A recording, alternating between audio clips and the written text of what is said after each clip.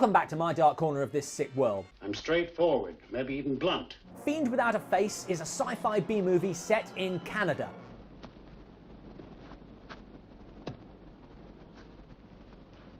And the question you've got to ask yourself is, why?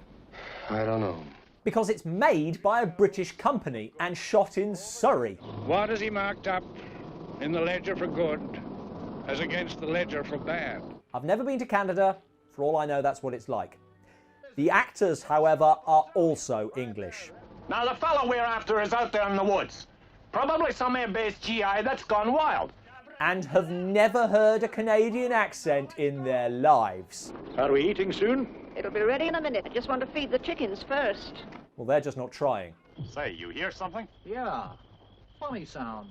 So, why Canada? There's probably some simple explanation. My best guess is they wanted to appeal to the US market, but the plot called for a certain kind of local. As you said yourself, sir, the people here are simple and superstitious. And they decided they'd rather piss off the Canadians. What a bunch of backward people.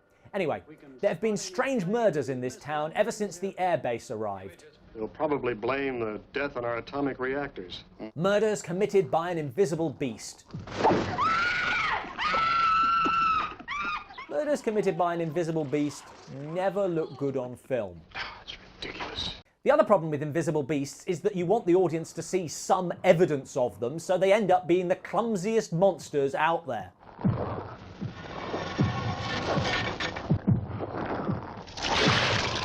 What could be the explanation for all this?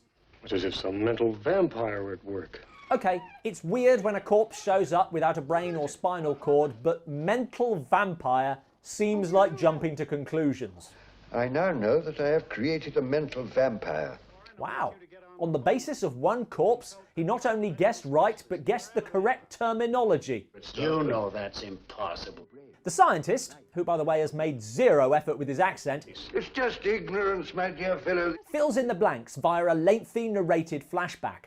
It's a terrible story. I've heard worse. Basically, he created the monsters out of his mind.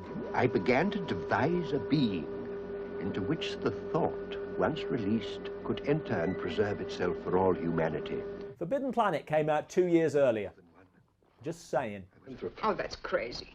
In many ways, the film follows the exact opposite pattern of most of the B-movies we review, Heck, I'm human. We're all human here. We're not monsters from outer space. which are quite good and quite tense, and then the monster shows up and they piss it all away. Oh, you can say that again. Fiend Without a Face is pretty poor. That's rubbish. There's mild sexism, My mind is fairly buzzing with these strange words. a tacked-on love story, Give it to her, Major. and the fact that the Doctor created these monsters out of his mind does beg the question, of all the things he could have dreamed up, why did he go with a spring-loaded brain that strangles people?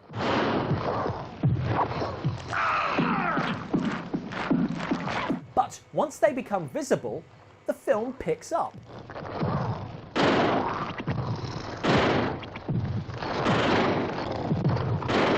The stop-motion animation is a bit ropey, So long as it goes on, they will multiply.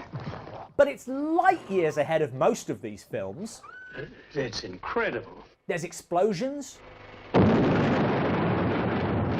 genuine tension, and a certain prescience in that these monsters are created by nuclear power rather than nuclear weapons.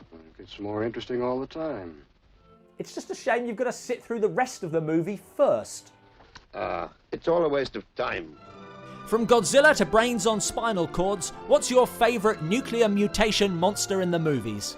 Let us know in the comments below, check out our other reviews, and don't forget to subscribe for new reviews every Tuesday.